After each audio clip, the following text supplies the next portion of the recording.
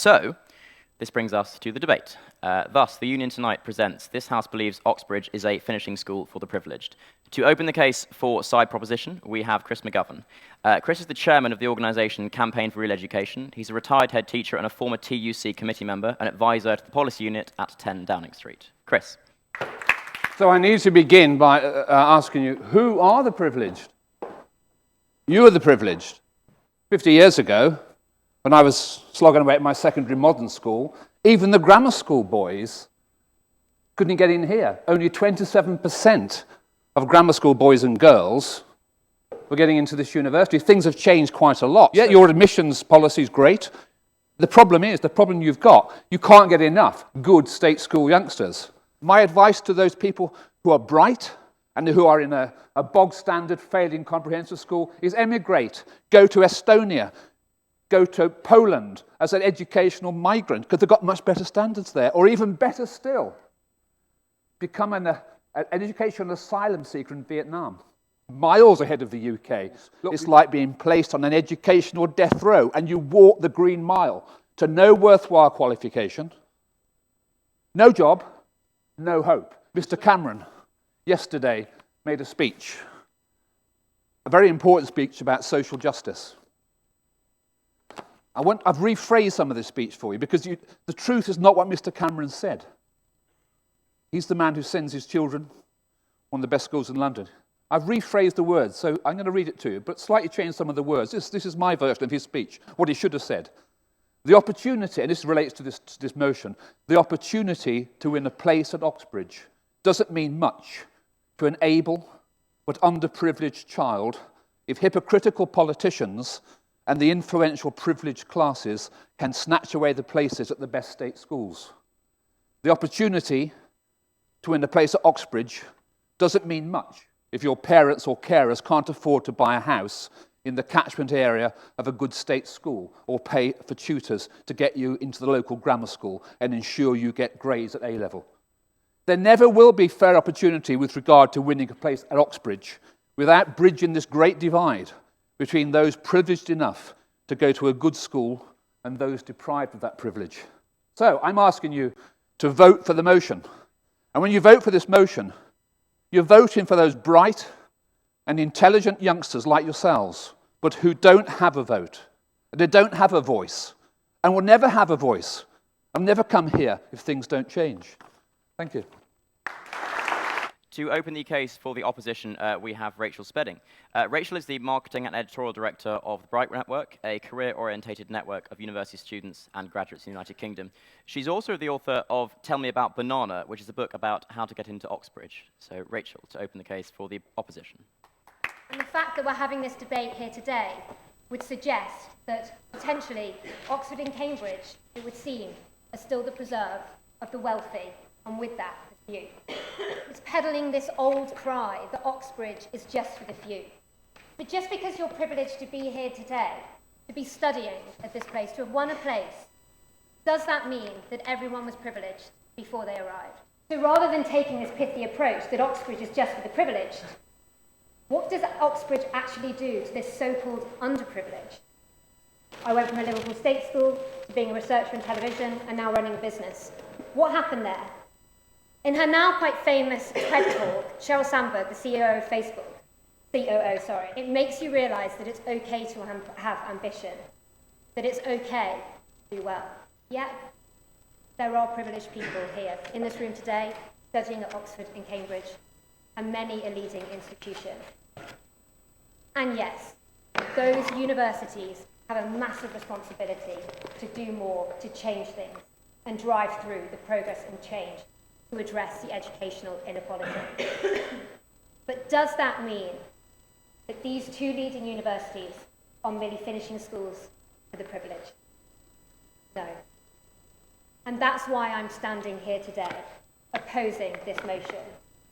Because by voting for it, you're reinforcing such a lazy stereotype, and I believe we're all a lot better than that. To continue the case for the proposition, we have Stephen Drew. Stephen Drew is the current head teacher at Brentwood County High School, but you will probably recognise him more from Channel 4's Educating Essex. I wouldn't want to be a head teacher of anything other than a bog-standard comprehensive school. If I had my way over the education system, I would abolish all private schools, I would abolish all faith schools. I don't particularly have a view one way or the other regarding free schools, so I don't particularly think they are part of that argument. I would also abolish all grammar schools, and I would require every single person in our country to go to their local comprehensive school. That is what I believe. I think what we have is a situation where it represents our society as a whole. The three of us are a very interesting team to be debating. And when Fred emailed me and told me that Chris and Louise were going to be my two partners, I did actually email him back and say, "Are you sure?"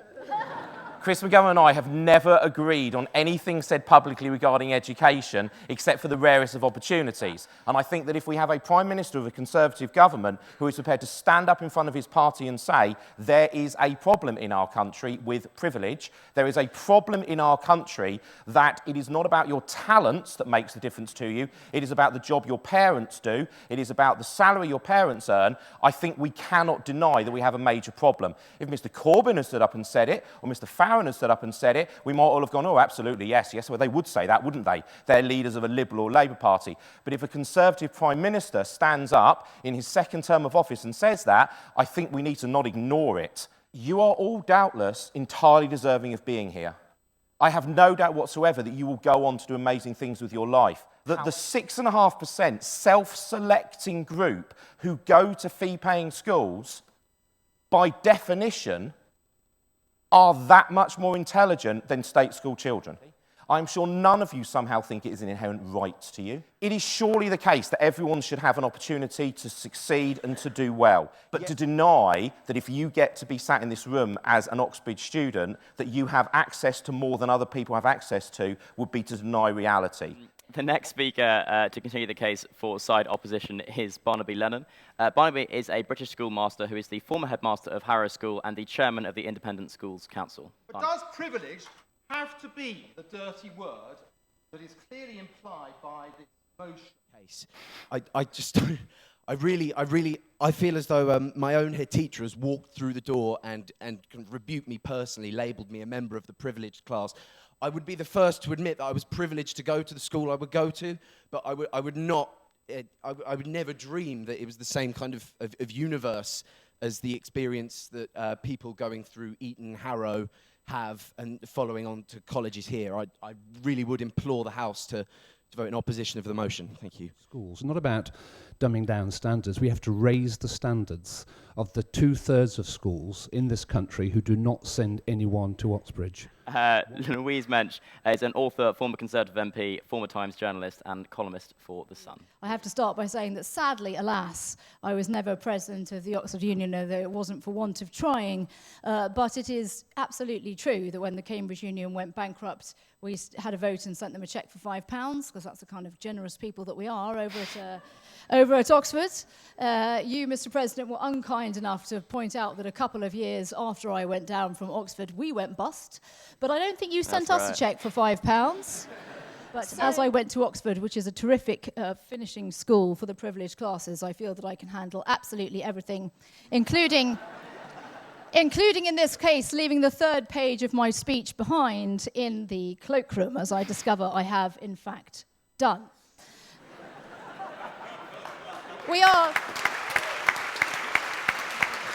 principally that if you support it, it will dog you, ladies and gentlemen, for the rest of your natural lives. You will find yourselves unable to be selected as Conservative parliamentary candidates. You'll be turned down for your local CLPs when you want to go in and argue for that. They'll say, once upon a time, she walked through the doors and said that Oxbridge was a school for the privileged finishing classes. Basically, your careers will be over. You will never work for The Guardian. You will never work for the BBC if you vote for this side of the motion. I haven't come here with any pig carcasses, unfortunately, but I have brought this dead bird. And I can tell you that part of your normal university experience is going to be embarrassing yourself if you do it right in the Cambridge Union on many an occasion. And the way that you can start that off tonight is by voting with us on this side of the motion.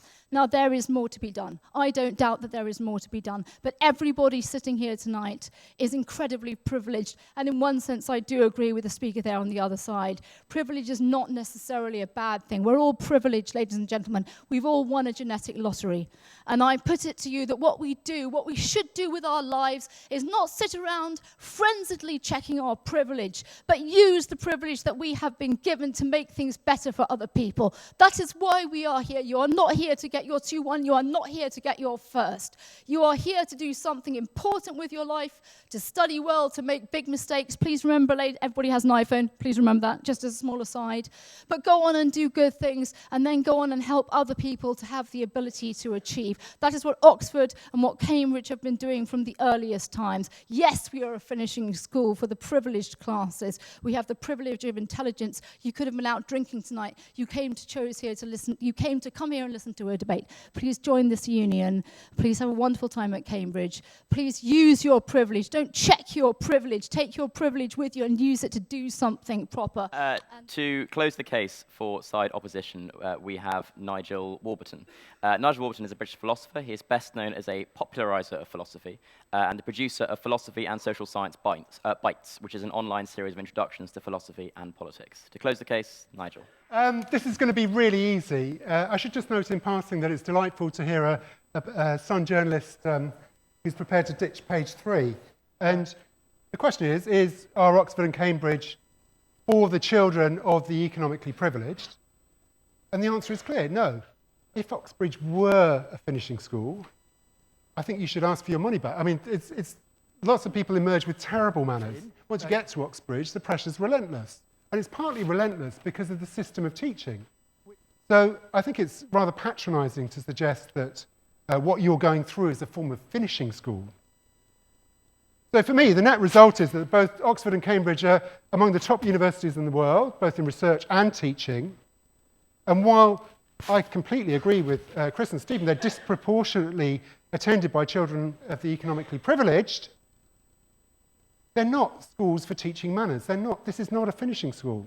So it's quite straightforward here. If you're going to attend to the words of the motion, which as intelligent people I'd imagine you would, I don't see how you could possibly support it.